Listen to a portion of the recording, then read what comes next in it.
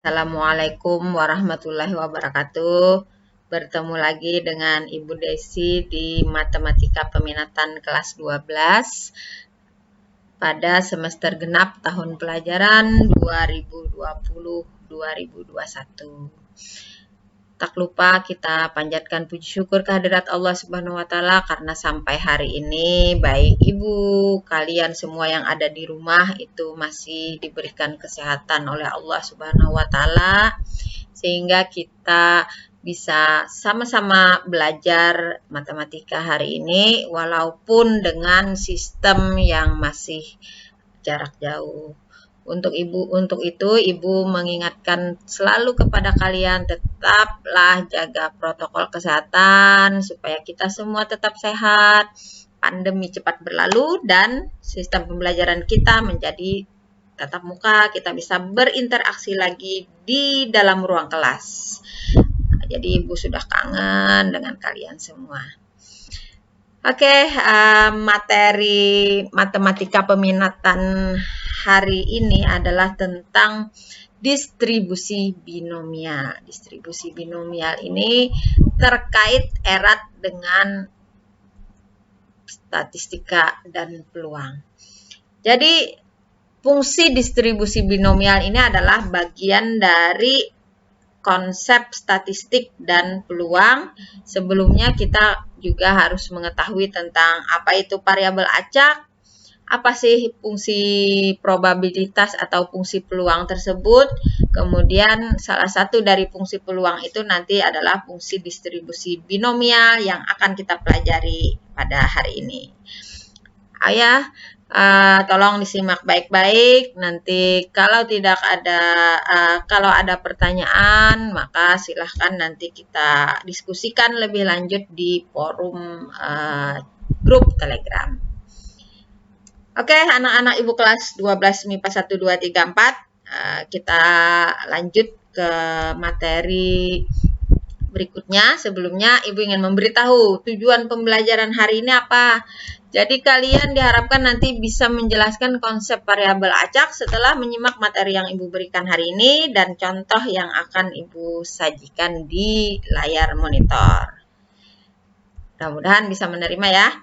Oke, sebelumnya kita berbicara statistik pasti berbicara tentang data.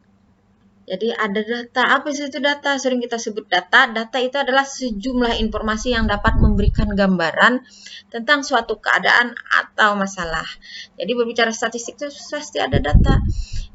Untuk suatu populasi itu datanya apa? Jadi seperti itu, menarik kesimpulan berdasarkan data. Jadi data itu adalah informasi-informasi yang dapat memberikan gambaran tentang suatu keadaan atau masalah. Syarat data yang baik itu, kalau kita memberikan kesimpulan itu data itu harus baik. Maka syaratnya data harus objektif. Kemudian relevan, harus sesuai dengan zaman atau up to date. Kemudian harus representatif atau sampel yang dapat menggambarkan populasi. Dan data juga harus dapat dipercaya. Jadi data itu dikatakan baik jika memenuhi kelima hal tersebut. Kemudian kita lanjut contoh data itu yang seperti apa sih yang dikatakan harus menggambarkan populasi tersebut. Maka contohnya seperti ini. Ini data tahun 2000 misalnya produksi gabah dalam satuan ton adalah 1151 ton. 2001 kemudian 1502. 2002 1421. Kemudian bidang ketenaga kerjaan, misalnya lowongan tenaga kerja, sektor lapangan kerja, bidang industri, laki-laki dibutuhkan 722, perempuan 948. Jumlah 1670 dan seterusnya. Nomor 2 itu bangunan seperti itu. Perdagangan, di bidang perdagangan seperti itu. Datanya yang ibu sajikan ini dalam bentuk tabel tahun jumlahnya ada 2006, 2066, per 1072. Ini adalah bentuk data. Data dalam bentuk tabel yang dipakai dalam suatu ilmu statistik yang akan kita pelajari. Dalam suatu statistik juga dikenal ada istilah populasi dan sampel. Nah, apa itu populasi sampel? Jadi kita katakan bahwa populasi itu adalah kumpulan dari anggota objek yang diteliti. Ketika kita meneliti misalnya suatu sekolah, maka populasinya adalah siswa di suatu sekolah. Kalau kita meneliti lautan, populasinya populasi ikan yang akan kita teliti misalnya, atau hutan itu berarti pohon-pohon, kumpulan pohon-pohon yang akan kita teliti itu adalah bagian dari yang disebut sebagai populasi, contoh yang disebut sebagai populasi. Dari populasi ada sampel. Nah, sampel itu adalah sebagian dari anggota objek yang diteliti. Jadi kalau ada populasi sekumpulannya, diambil sebagian dari populasi tersebut, maka itulah namanya sampel. Jadi sebagian kecil itu sedikit diambil mewakili populasi. Kita lanjutkan tentang variabel acak. Jadi sebagai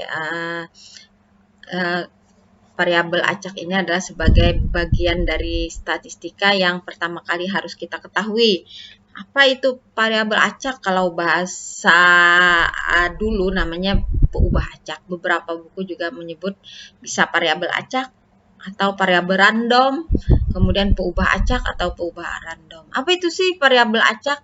Variabel acak itu merupakan nilai yang ditentukan oleh hasil percobaan. Jadi nilai yang ditentukan oleh hasil percobaan itu dinamakan sebagai variabel acak. Variabel acak juga digunakan untuk menggambarkan hasil-hasil percobaan sebagai nilai-nilai numerik secara sederhana. Jadi nanti Bu jelaskan lagi secara lebih rinci contohnya seperti apa. Dalam variabel acak ditulis di buku-buku itu biasanya dinyatakan huruf besar, misalnya X, Y, Z, atau lainnya, sedangkan nilainya dinyatakan oleh huruf kecil, X kecil, Y kecil, dan Z kecil. Jadi penulisannya nanti variabel X besar sama dengan X kecil, X besar sama dengan 2, misalnya 2 itu menyatakan nilai. Kemudian jenis variabel acak itu, anak-anak semua, itu ada dua. Ada variabel acak diskrit, ada variabel acak kontinu. Yang paling pertama kita pelajari itu dalam distribusi peluang binomial ini adalah variabel acak diskrit. Karena binomial ini hanya terkait dengan variabel acak diskrit. Untuk kontinu itu nanti terkait dengan distribusi peluang yang lain. Contohnya distribusi peluang normal. Apa itu variabel acak diskrit? Variabel acak diskrit itu diperoleh dari hasil menghitung atau membilang. Nilainya berupa bilangan bulat. Bilangan bulat itu kan dari 0, 1, 2, 3, dan seterusnya. Kalau nilai-nilai variabel acak diskrit digambarkan pada garis interval berupa deretan titik-titik yang saling terpisah. Jadi kalau ada interval garis itu digambarkan 1, 2, 3, 4 itu diskrit. Contoh X besar adalah banyak sisi gambar yang terlihat pada percobaan melambungkan sekeping uang logam. Uang logam itu kan ada gambar, ada angka. Jadi kalau disorot atau kita tertarik terhadap banyaknya sisi gambar yang terlihat pada percobaan, dikatakan itu variabel acaknya X adalah banyak sisi gambar. Kemudian variabel acak kontinu. Variabel acak kontinu itu diperoleh dari hasil mengukur dan nilainya berupa bilangan real. Nilai-nilai variabel acak kontinu jika digambarkan pada garis interval berupa titik-titik yang saling tersambung membentuk garis. Sebagai contoh hasil penimbangan berat badan, hasil pengukuran suhu tubuh, atau hasil pencatatan waktu yang diperoleh seorang pelari mencapai garis finish itu kontinu. Jadi kita harus membedakan mana variabel acak diskrit, variabel acak kontinu. Diskrit itu bisa dibilang jumlah kursi misalnya, itu ada 40, itu adalah diskrit. Kemudian banyak siswa, itu diskrit. Tetapi untuk variabel acak kontinu itu ketika diukur dengan suatu garis bilangan real. Hasil suhu tubuh misalnya 36,7 derajat itu pecahan biasanya, bukan bilangan bulat lagi. 36,75 derajat. Itu sudah berbeda antara 36,7 dengan 36,75. Jadi sepanjang garis itu kontinu, bersambung, garis titiknya saling tersambung. Itu adalah variabel acak. Anak-anak ibu sekalian, kiranya demikian saja dulu penjelasan ibu pada pertemuan pertama kali ini. Ibu tidak akan berpanjang lebar. Itu pengantarnya untuk awal semester genap tahun pelajaran 2020-2021. Nanti kita diskusikan lebih lanjut di grup Telegram. Mudah-mudahan kalian bisa mengikuti materi yang ibu sajikan tadi. Kalau ada pertanyaan atau ada yang kurang paham, jangan sungkan-sungkan kalian ungkapkan nanti. Kita diskusikan sama-sama. Kiranya ibu sudahi pertemuan kali ini dengan ucapan wassalamualaikum warahmatullahi wabarakatuh. Salam sehat, semangat, dan sukses.